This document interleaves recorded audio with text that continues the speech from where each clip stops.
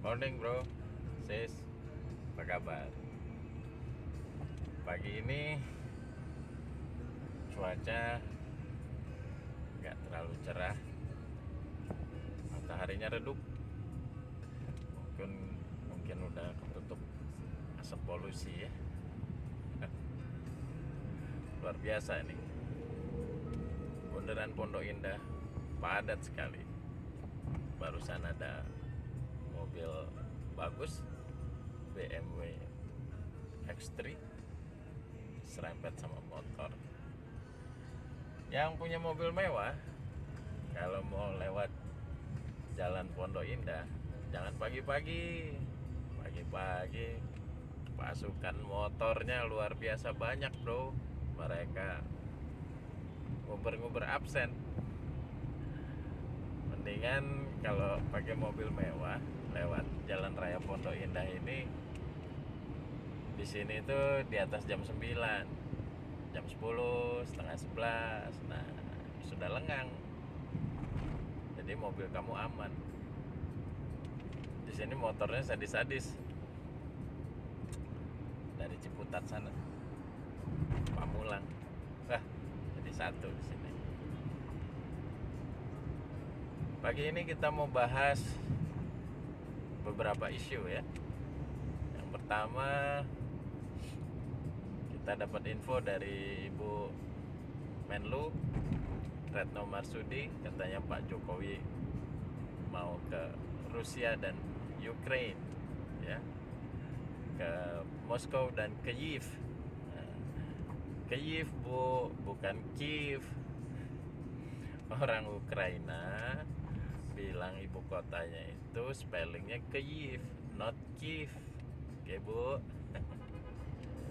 Ngapain nih Pak Jokowi ke sana? Kata Bu Retno berapi-api, katanya Pak Jokowi memilih untuk tidak tinggal diam. Waduh, kemarin-kemarin kemana aja? Itu perang udah mulai dari tanggal 23 Februari ya. Ini sudah tanggal berapa nih? Udah 24 atau 25 Juni ini, atau malah udah 26, sampai lupa tanggal nih. Jadi Maret, April, Mei, Juni, udah 4 bulan. Nah, jadi kira-kira ngapain nih Pak Lurah kesana nih, Pak Lurah kita nih? Kalau gue lihat dia udah baca data ya, informasi masukan bahwasanya ini kalau perang Rusia dan Ukraine ini tidak segera gencatan senjata, at least ya, ini akan berdampak memperburuk ekonomi. Mata uang kita rupiah udah tembus 15.000 nih per US dollarnya ya. Dan ini kalau tidak segera di stop nih, krisis energi nih, karena harga BBM juga melonjak ya. Selain Bapak Jokowi itu sekarang presiden G20 ya, yang nanti Desember harus diselenggarakan di Bali. Jadi beliau pasti juga bicara-bicara di sana supaya perhelatan G20 ini, G20 ini bisa sukses, Pak Putin bisa hadir, dan gitu juga pemimpin-pemimpin dari blok barat bisa hadir. Nah, untuk itu penting sekali ditentukan jadwal gencatan senjata. Mungkin ya 3 bulan sebelum perhelatan ini dilaksanakan, kira-kira September ini udah harus ada gencatan senjata. Jadi nanti semua bisa hadir dan G20 sukses. Nah, kalau perang ini masih berlanjut, sebenarnya ini yang diuntungkan lagi-lagi yang punya pabrik US dollar ya, karena dia setiap ada perang itu kedua belah pihak itu dia yang biayai kiri kanan. Contoh dulu mulai dari zaman dahulu tuh ketika Inggris perang sama Perancis, dia juga yang biayain kiri dan kanan.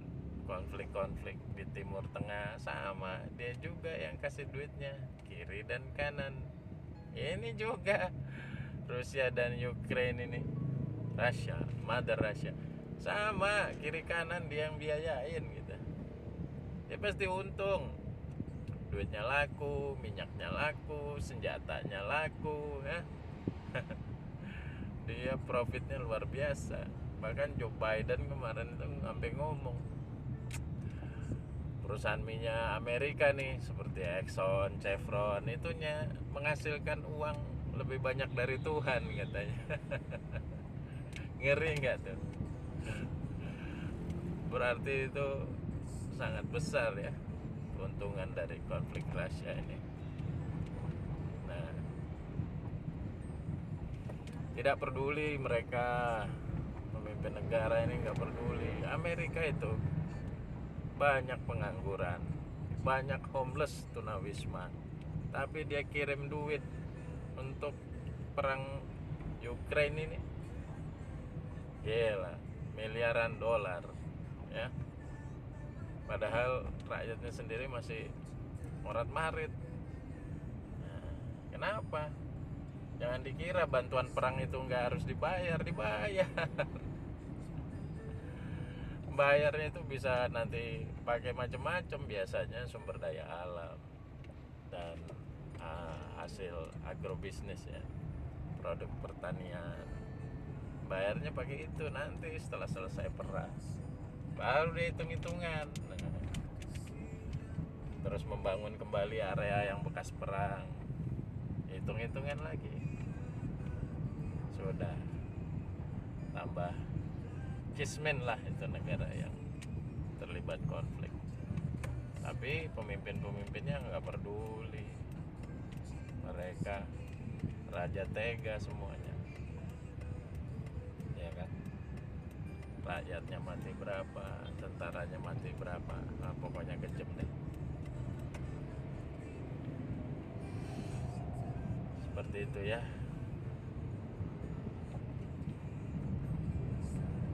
Kenapa masih terus terjadi konflik, peperangan? Ya karena itu tadi, ada yang mau dagang duit, ada yang mau dagang minyak, ada yang mau dagang senjata, gas. Nah, bicara gas, ini Belanda kan nggak dapat pasokan gas dari Rusia. Sekarang di sana masyarakatnya terjadi wabah bau ketek. Karena pada nggak mandi. Ngeri kan? Sampai seperti itu. Oke. Kita kembali ke politik dalam negeri. Apa yang mau gue bahas? Ini sebenarnya aku kasihan ya sama para pendukung fanatik calon-calon presiden. Ya. Baik dari kubu manapun, itu seolah-olah udah paling bener sendiri. Ke kubu lawannya udah main fitnah, main kata-kata yang gak sopan ya. Akhirnya tetap terpecah.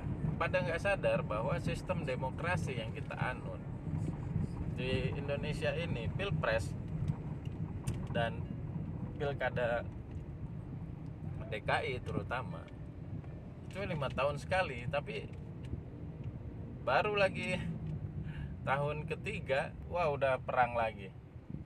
Tetap kita tuh akan terbelah ya, terjebak kita sama pilpres dan pilkada DKI. Jadi bangsa ini tetap akan ada dua kubu. Dulu ada cebong kampret, sekarang ada Bipang sama Kadrun. Begitu terus. Kalau kita baca di grup-grup WhatsApp ya, kasihan lihatnya. Itu IQ-nya kayaknya di bawah rata-rata gitu. Mereka tidak sadar bahwa ini akan terus Kalau yang secara sadar memainkan isu itu, ya itu memang orang-orang bengis.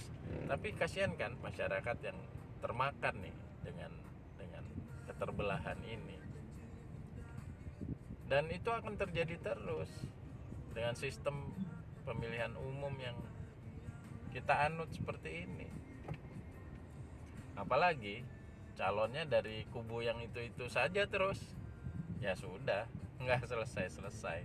Terus kalian ngapain gitu? Fitnah-fitnah ya, main kotor, main jorok.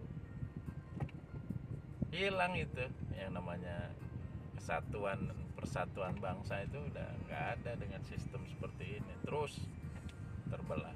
Jadi di Indonesia ini selalu menolak elit-elitnya. Nggak ada, kami bukan oposisi lah, terus kamu apa gitu. Kami bukan posisi, bukan oposisi gitu. Aduh, pada munafik ya.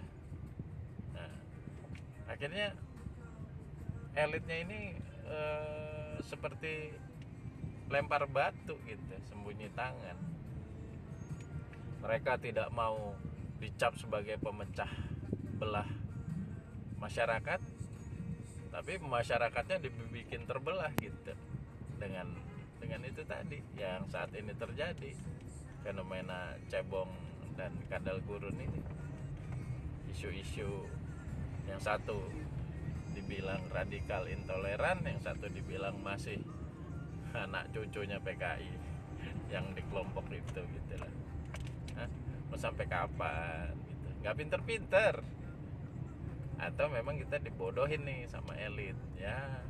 Elitnya begitulah kelasnya, tidak ada yang negarawan. Padahal nanti kalau dia udah menang nih, udah duduk, lupa kok dia sama rakyat yang milih dia, yang berjibaku. Nggak ingat contoh kemarin 2019 berdarah-darah, berapa yang mati, dihajar sama katanya peluru karet gitu, berapa nyawa yang hilang. Tapi ujuk-ujuk besok-besoknya apa? Bergabung juga kan. Hari ini Pak Prabowo dan Sandiaga udah jadi menteri di Kabinet Indonesia Maju. Maju apa mundur nih? Seperti itu gitu loh. Jadi tolong nih teman-teman masyarakat Indonesia, udah jangan terjebak sama permainan ini gitu. Kita kalau mau nggak mau kan kita pilih pemimpin, tapi dengan sukacita, dengan sukaria, jangan saling mengejek, menghujat. Itu permainan mereka, permainan busuk. Jangan. Kita masyarakat biasa, ya udah, kita udah putuskan kita mau pilih siapa, datang aja ke TPS, nyoblos. Nggak perlu tuh menghujat-hujat, mengeraskan kubu kelompok ya. Apalagi tim ses nih, waduh, tim ses. Kalau ngomongin tim ses kadang-kadang gue kasihan banget nih orang-orang yang bikin relawan-relawan ya. Dulu kan orang bikin projo sukses, bikin Joman sukses, bikin Bejo Benteng Jokowi sukses, dan apa, pada dapat posisi kan. Ada yang jadi komisaris BUMN, ada yang jadi wakil menteri, ada yang ini dan itulah, pokoknya dapat job gitu. Padahal sebelumnya mereka siapa? Maklar. Maklar proyek, warawiri, nongkrong ngopi sana ngopi sini gitu kan. Dan kasihan tuh yang maklar yang nggak cair-cair. Terus ada yang ngajak bikin tim relawan ya. Masih mending tim ses nih, maksudnya relawan lagi. Ngomongnya relawan padahal ada pamrih. Gak rela-rela amat. Nah, kursi bos, nah, gua ini pengangguran gitu ya. Pengen dapat job, jadi pengen dapat karir dengan jalan pintas nih ya. Janganlah sekarang ini relawannya Ganjar menjamur, udah nggak kehitung. Semua orang bikin relawan gitu. Udah kayak musim batu bacan atau musim bunga-bunga apa itu, janda bolong. Wah, pada lata. Sekarang bikin relawan. Kenapa? Mereka nanti itu biar dapat posisi mulai dari tingkat daerah sampai pusat tuh. Saya nih relawan ini. Gede itu. yang beruntung tuh yang masuk di struktural tim ses, terus jagoannya menang, udah deh dapat posisi enak. Sama aja, semua juga begitu ya. Jadi fenomena ini, situasi ini, nggak tahu ya, menurut aku pribadi sih itu kenyataan, tapi buruk buat persatuan ya. Coba di mana-mana deklarasi Ganjar, deklarasi di mana-mana itu. Udah itu isu yang dimainkan itu aja. Nah, politik identitas, radikal, kemudian apalagi intoleran ya. Yang dimainkan itu aja, padahal nggak ada itu semua. Nah, bodoh kalian kalau kemakan isu itu. Umat Islam tuh nggak ada begitu. Umat Islam itu, apalagi di Indonesia, itu tidak akan terpancing kalau nggak diguit-guit. Nah, cuman Islam yang bodoh diguit dia terpancing. Harusnya santai aja, tunjukin dong bahwa kita umat Islam itu nggak gampang terpancing, nggak gampang sampai dikatain sumbu pendek loh. Nah, jadi jangan, kalau Anda tipe yang gampang terpancing ya, ketika dipancing-pancing, diguit-guit sama lawan politik Anda, itu tandanya Anda IQ-nya rendah, EQ-nya, emosionalnya yang tinggi ya. Nggak usah, biar aja mereka nguh gitu ya, menggonggong, cuek aja ya, santai gitu. Lama-lama juga orang akan menilai bahwasanya orang Islam itu sabarnya panjang, tenang gitu. Ini kan yang memainkan isu itu yang kalian orang Islam tuduh PKI kan. Karena dulu istilah kadal gurun itu udah ada tuh zaman PKI dulu, udah mereka yang ngomong-ngomong itu. Nah, memisahkan agama dari politik, memisahkan agama dari negara, itu kan permainan mereka. Santai aja. Nah, ini mereka itu sebenarnya lagi berebut kekuasaan aja. Ngapain kita merusak diri sendiri ya, merusak pikiran, merusak mental kita dengan hal-hal yang begitu. Ini kenyataan, kita udah posisi terpaksa nih memilih demokrasi ya, menjadi jalan hidup bangsa ini, dan selalu memilih pemimpinnya dengan election ya, pemilihan umum. Ya pasti akan terbelah. Di Amerika aja terbelah kok. Pendukung Donald Trump sama Demokrat ini sampai sekarang nggak bisa move on, nggak bisa jadi satu. Udah kayak di sini seperti itu gitu. Kebelah. Ini nggak selesai. Kayak nggak ada obatnya. Nggak ada gunanya buat kita. Jadi kalaupun tetap ingin berpolitiklah yang gentle gitu ya, yang apa ya, elegan gitu. Kalau permainan busuk, permainan kotor itu jangan diikuti ya, mau nggak mau. Tuh tanda kita masih dibohongin. Ada partai bilang dia partai wong cilik, tapi dia nggak mau punya menantu seperti tukang bakso. Itu apa nggak kalian asli dikebulin mentah-mentah tuh di depan muka tuh. Dia bilang nggak bisa berkoalisi dengan partai yang kamuflase gitu, yang mengeksploitasi rakyat. Ya dia sendiri sama tukang bakso aja menghina bener ya. Mana wong ciliknya. Jadi atau tukang bakso itu bukan wong cilik ya. Itu termasuk ekonomi kuat gitu, tukang bakso. Udahlah. Oke, mungkin itu isu-isu pagi ini yang kita obrolin. Kita sambung lagi next video. Bye.